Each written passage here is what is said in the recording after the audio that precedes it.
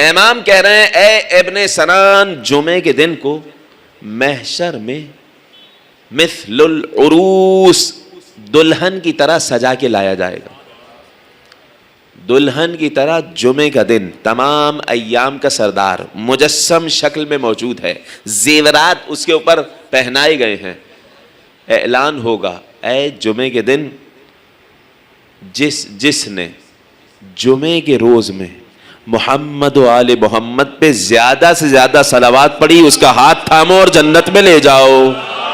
اللہم صلی علی محمد و آل محمد وعجل فرج. صلوات پڑھی اسے جمعے کے دن کی شفاعت نصیب ہوگی. کیسے صلوات پڑھے؟ امام نے کہا کہے اللہم صلی علی محمد و آل محمد وعجل فرجہم. ان جملوں کی تلاوت کرے گا تو جمعے کے دن کی شفاعت بھی پائے گا، ان کا منتظر رہے گا تو مر بھی جائے گا تو قبر میں فرشتہ آئے گا، شانہ ہلائے گا اور کہے گا ارے جن کے منتظر مرے ہو وہ آ چکے ہیں، اٹھو اور ان کے لشکر میں شامل ہو جاؤ.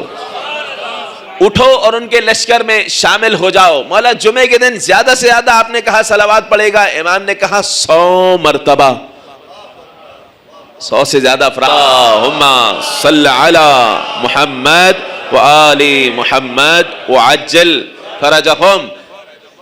امام سے پوچھا گیا مولا ٹھیک ہے پورے جمعے کے دن کسی بھی وقت پڑھ لے، افضل وقت کیا ہے؟ امام نے کہا بعد صلاۃ العصر، عصر کی نماز کے بعد بہترین موقع ملا. ایک مرتبہ اور مل کے صلوات پڑھیے گا. اللہم صلی علی محمد وآل محمد وعجل فرجہم.